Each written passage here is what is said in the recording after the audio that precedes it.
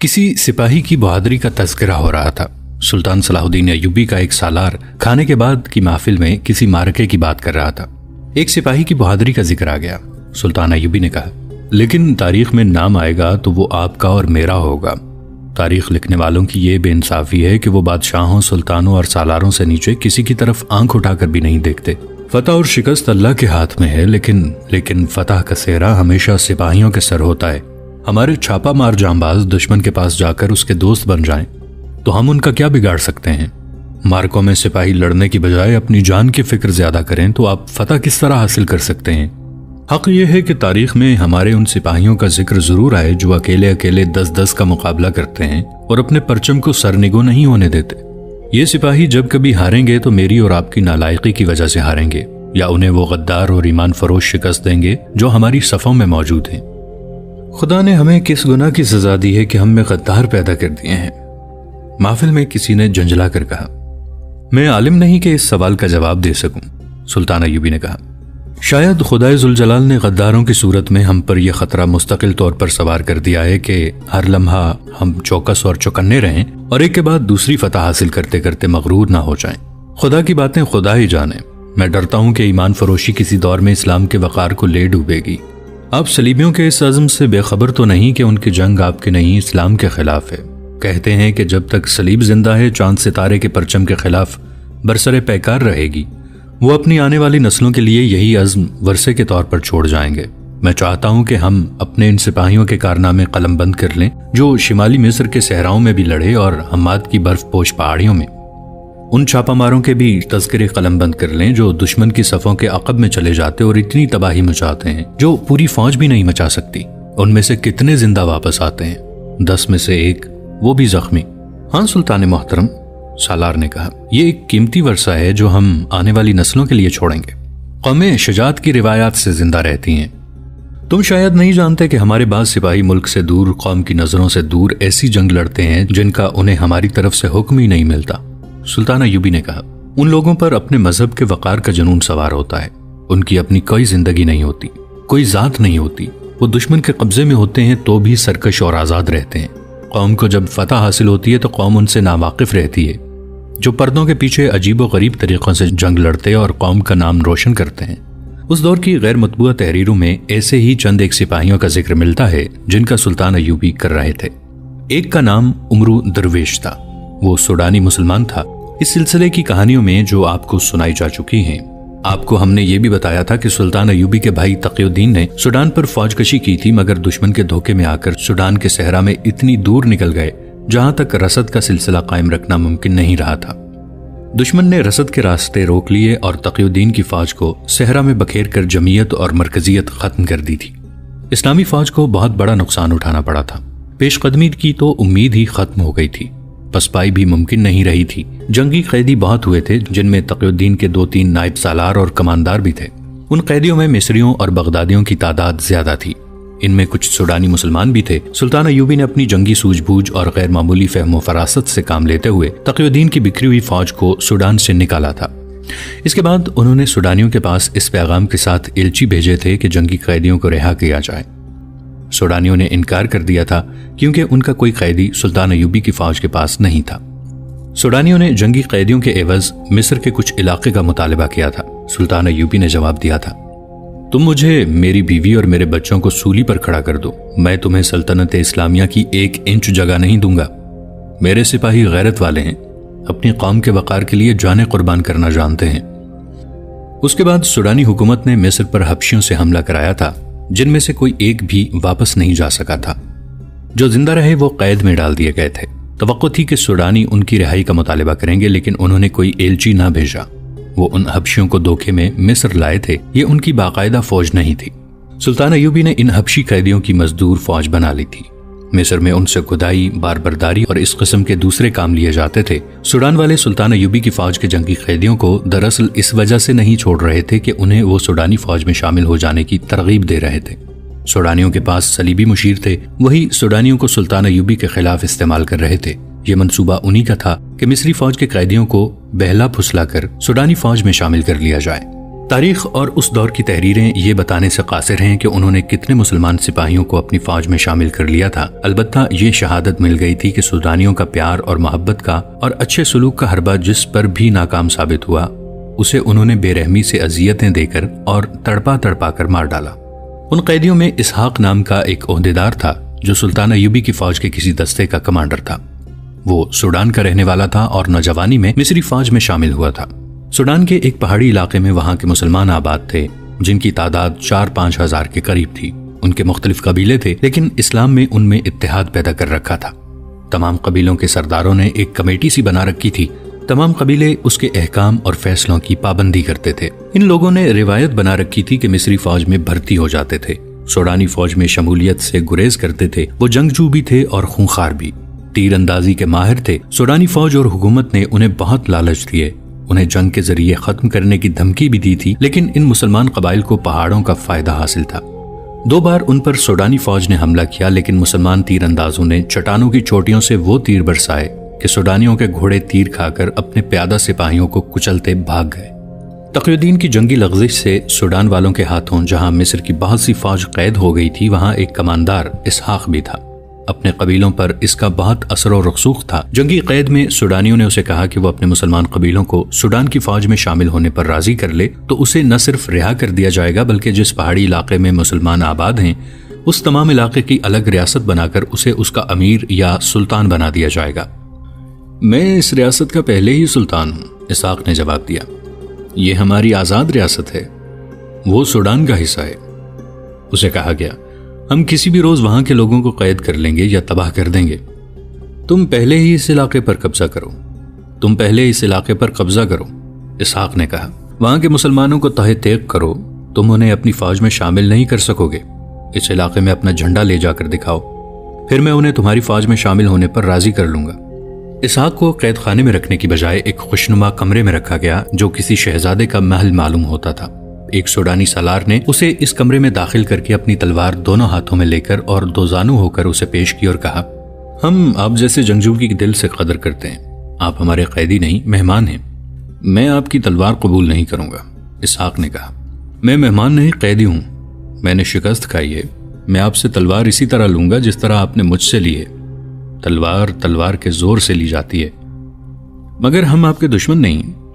سوڈانی سالار نے کہا، میں آپ کا دشمن ہوں، اسحاق نے مسکرا کر کہا۔ تلواروں کا تبادلہ اتنے خوبصورت کمرے میں نہیں، میدان جنگ میں ہوا کرتا ہے۔ میں آپ کا شکریہ ادا کرتا ہوں کہ آپ نے میری اتنی عزت کی، ہم اس سے زیادہ عزت کریں گے، سالار نے کہا۔ آپ کی مسند خرطوم کے تخت کے ساتھ رکھی جائے گی اور روز محشر میری مسند دوزخ کے تہ خانے میں رکھی جائے گی، اسحاق نے کہا، کیونکہ میں نے دنیا میں مسند تخت کے ساتھ رکھی تھی۔ میں دنیا کی بات کر رہا ہوں، مگر مسلمان آخرت کی بات کیا کرتا ہے جب ہم سب اپنے نامہ اعمال خدا کے حضور پیش کریں گے؟ اسحاق نے کہا، مجھے یہ بتا دیں کہ آپ کے بعد کون آئے گا اور کیا تحفہ لائے گا؟ سوڈانی سالار نے مسکرا کر کہا، اب کوئی بھی آئے مجھے کیا، میں سپاہی ہوں، آپ بھی سپاہی ہیں۔ میں نے آپ کی سپاہیانہ شان کو خراج عقیدت پیش کیا تھا، آپ نے میرا دل توڑ دیا ہے۔ آپ نے میری سپاہیانہ شان دیکھی ہی کب ہے؟ اسحاق نے کہا، مجھے تو لڑنے کا موقع ہی نہیں ملا۔ میرا دستہ صحرا کے ایک ایسے حصے میں جا پھنسا جہاں پانی کی بوند نظر نہیں آتی تھی۔ 3-4 دنوں میں صحرا نے میرے پیادوں، سواروں اور گھوڑوں کو ہڈیوں میں بدل دیا۔ سپاہی اور سوار زبانیں باہر نکالے پانی ڈھونڈنے لگے۔ آپ کے ایک دستے نے حملہ کر دیا اور ہم پکڑے گئے، ہمیں صحرا نے شکست دی ہے۔ آپ نے میری تلوار کے جوہر کہاں دیکھے ہیں کہ مجھے خراج عقیدت پیش کر رہے ہیں؟ مجھے بتایا گیا ہے کہ آپ بہادر ہیں، سالار نے کہا۔ سنائی پر یقین نہ کریں، اسحاق نے کہا۔ کل صبح ایک تلوار مجھے دیں، ایک آپ لیں اور میرے مقابلے میں آئیں۔ مجھے امید ہے کہ میں آپ کی تلوار قبول کر لوں گا، مگر اس وقت آپ زندہ نہیں ہوں گے۔ سالار کچھ اور کہنے لگا تھا کہ اسحاق نے کہا، غور سے سن لو محترم سالار، مجھے تم لوگ کل جو قید خانے میں ڈال دو گے ابھی ڈال دو، میں اتنی خوبصورت قید سے مخمور ہو کر اپنا ایمان نہیں بیچوں گا۔ قید خانے کی غلاظت کی بجائے آپ اس دلنشین ماحول میں بہتر طریقے سے سوچ سکیں گے، سالار نے کہا۔ میں امید رکھوں گا کہ آپ کے سامنے جو شرط پیش کی گئی ہے اس پر آپ غور کریں گے۔ مجھے ایک سپاہی بھائی سمجھ کر میرا یہ مشورہ قبول کر لیں کہ اپنا مستقبل تاریک نہ کریں۔ خدا نے آپ کی قسمت میں بادشاہی لکھ دی ہے، اس پر لکیر نہ پھیریں۔ میرے خدا نے میری قسمت میں جو کچھ لکھا ہے وہ میں اچھی طرح جانتا ہوں، اسحاق نے کہا، اور تمہارے خدا نے جو کچھ لکھا ہے اسے بھی میں جانتا ہوں۔ تم جاؤ، مجھے سوچنے دو۔ سالار چلا گیا تو کھانا آ گیا۔ کھانا لانے والی 3 لڑکیاں تھیں، جوان اور بہت خوبصورت۔ وہ نیم اریاں بھی تھیں۔ کھانے کی اقسام ایسی تھیں جو اس نے کبھی خواب میں بھی نہیں دیکھی تھی۔ کھانے کے ساتھ خوشنما سراہیوں میں شراب بھی تھی۔ اسحاق نے ضرورت کے مطابق کھایا اور پانی پی لیا۔ دسترخوان سمیٹ لیا گیا اور ایک لڑکی اس کے پاس آ گئی۔ اسحاق اسے دیکھتا رہا اور اس کی ہنسی نکل گئی جس میں طنز تھی۔ کیا آپ نے مجھے پسند نہیں کیا؟ لڑکی نے پوچھا۔ میں نے تم جیسی بدصورت لڑکی پہلی بار دیکھی ہے، اسحاق نے کہا۔ لڑکی کے چہرے کا رنگ بدل گیا۔ وہ تو بہت ہی خوبصورت لڑکی تھی۔ اسحاق نے اس کی حیرت بامتے ہوئے کہا، حسن حیا میں ہوتا ہے، عورت اریاں ہو جائے تو اس کی کشش ختم ہو جاتی ہے۔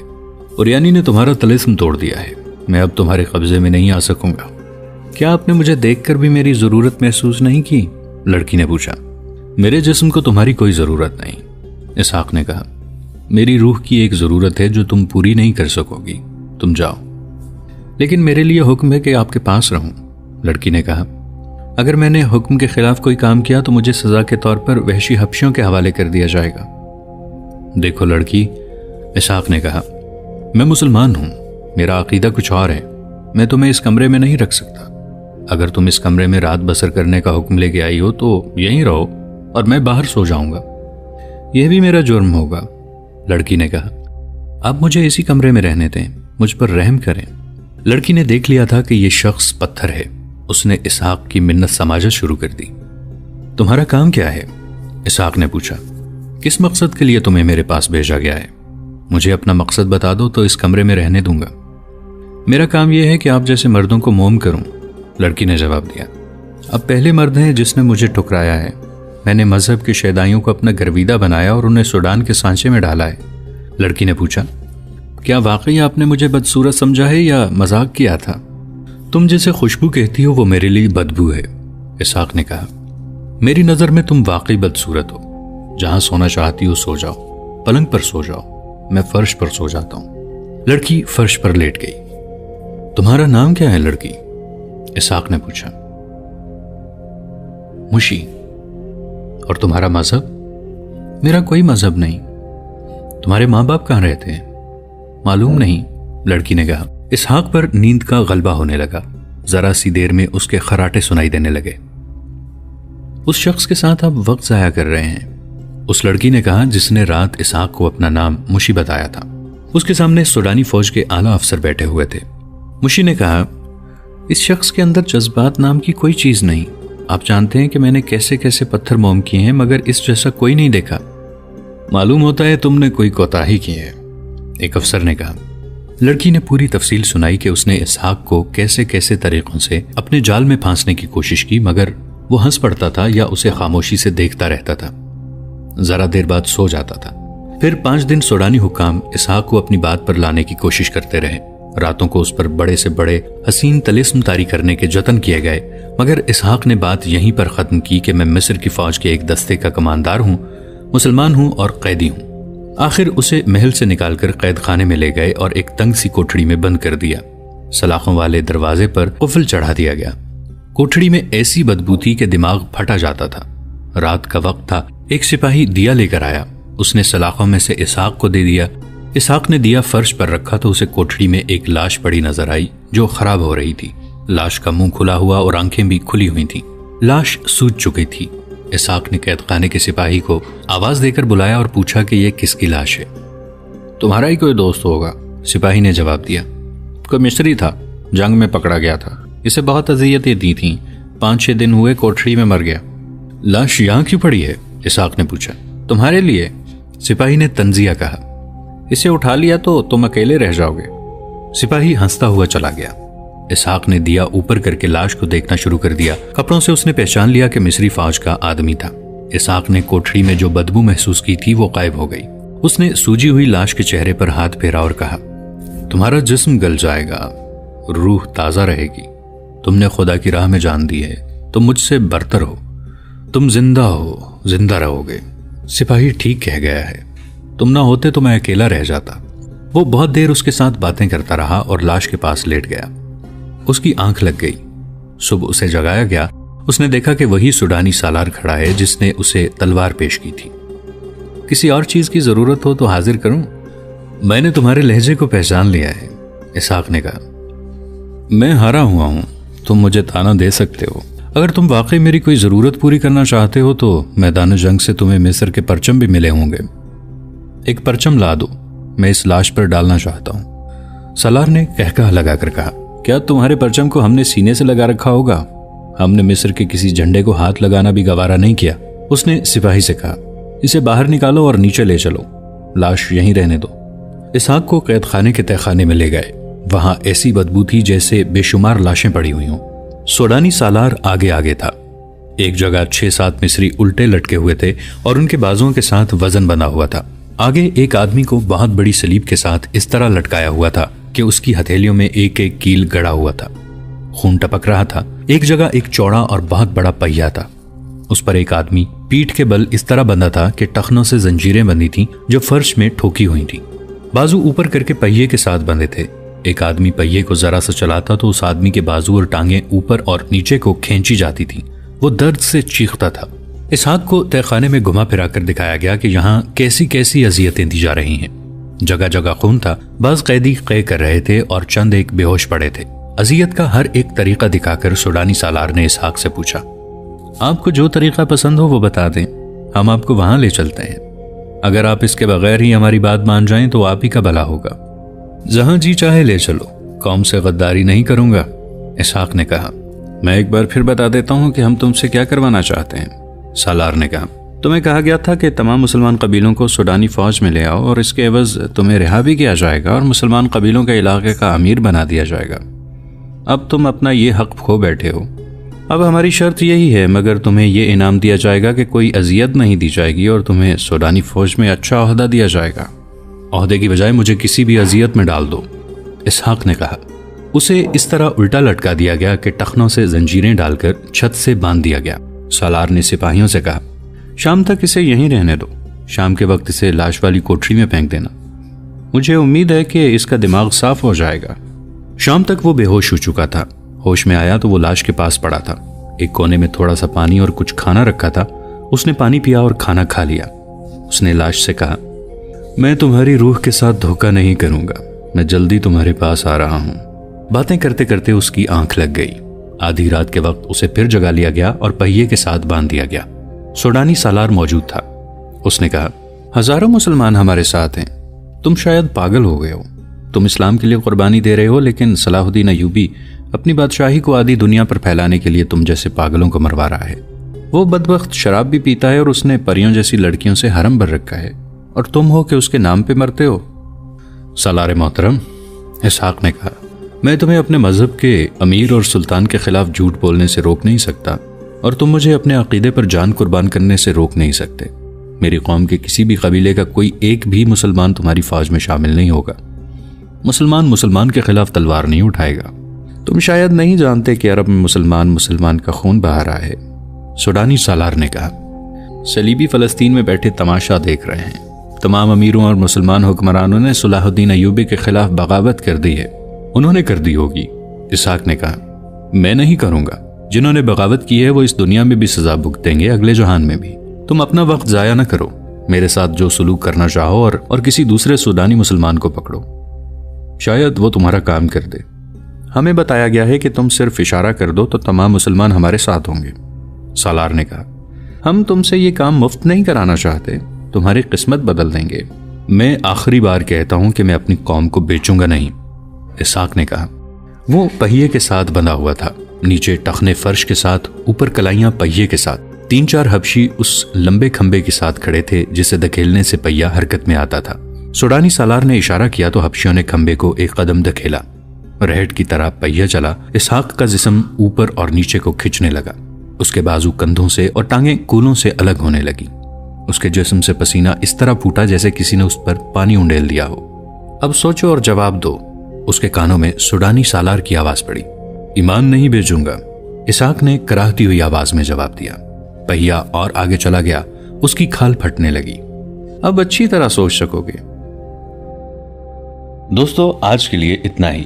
اسی کہانی کی اگلی قسط کے ساتھ بہت جلد حاضر ہوں گے۔ نیچے کامنٹ سیکشن میں اپنی رائے کا اظہار ضرور کیجیے گا۔